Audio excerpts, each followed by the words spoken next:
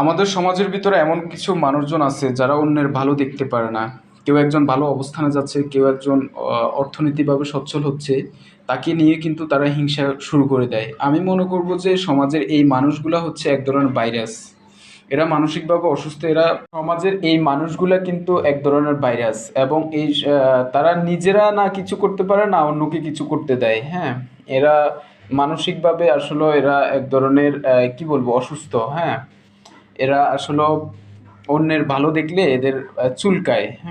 এবং এমনও মানুষজন আছে, কেউ একজন ভালো অবস্থানে যাচ্ছে, ওটা চিন্তা করে সে রাত্রের ঘুম হারাম করে দেয়।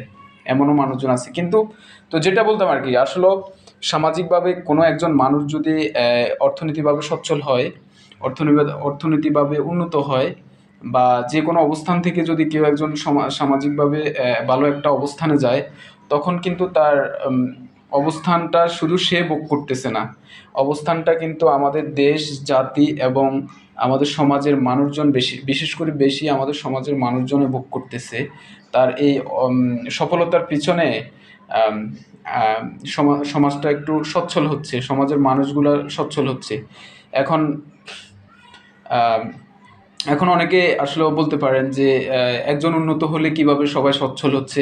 এটা একটা গ্লোবাল সিস্টেমে সে যখন তার যে জীবনযাত্রার মান যখন পরিবর্তন হচ্ছে, ফলে সে তার জীবনের প্রয়োজনে সে কিন্তু সমাজের কিছু মানুষকে কাজে নিচ্ছে, বা সমাজ থেকে কিছু কিনছে বা কিছু গ্রহণ করতেছে। হ্যাঁ, তখন আহ, সামাজিকভাবে এই মানুষগুলা, সাধারণ মানুষগুলা কিন্তু উপকৃত পাচ্ছে, এবং এক এক করে আমরা কিন্তু সবাই তার অর্থনৈতিক সচ্ছলতার কারণে আমরা সবাই কিন্তু উপকৃত হচ্ছি।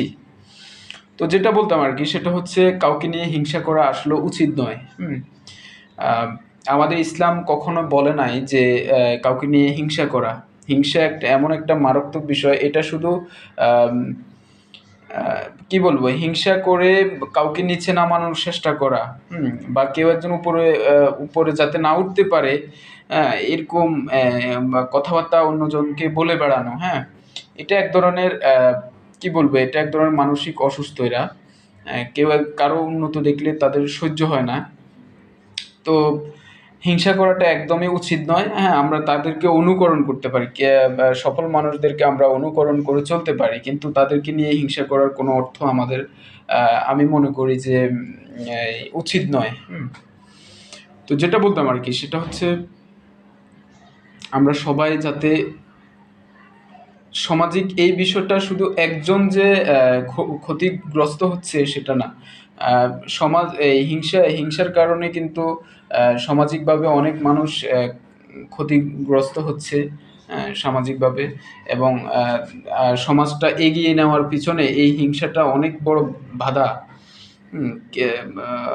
বাধাগ্রস্ত। হ্যাঁ, তো আমরা সবাই চেষ্টা করব। আমি ইল্লা মাশাল্লাহ আলহামদুলিল্লাহ, আমি সবসময়, আমি মন থেকে আমি সবসময় চাই আমাদের সমাজ, আমাদের আমি আমি একটা মানুষ যাতে এই অর্থনীতিভাবে সবাই যাতে সচ্ছল হতে পারে, সবাই যাতে এগিয়ে যেতে পারে, বা কোনো একটা ভালো অবস্থানে যায়, আমি সবসময় চাই, মন থেকে চাই।